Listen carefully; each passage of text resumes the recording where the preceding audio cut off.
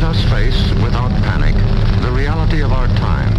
When there is no more room in hell, the dead will walk the earth.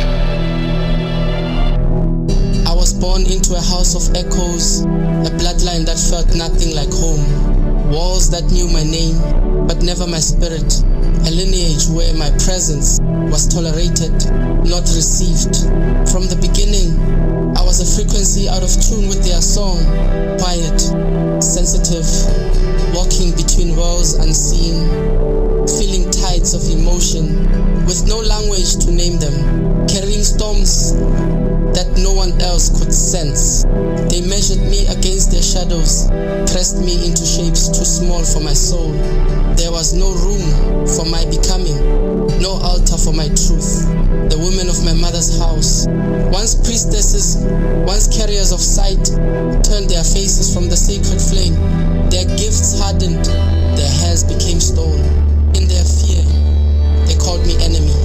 My own mother spoke of me like a stranger, erased the offerings I laid at her feet. I poured my labor, my coin, my hope, into hands that built nothing but silence. I fell into an abyss of identity, no structure, no ground. I walked the labyrinth of my own undoing, made choices that carved scars into my story. Depression and anxiety became my twin moods. Thoughts too heavy to speak, too sharp to release, pain with no altar.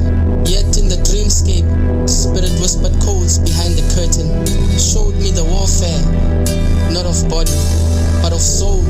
He feared my sight, feared I would name what they tried to bury. Some reached for what was seated in me, some stood as walls, knowing what I carried.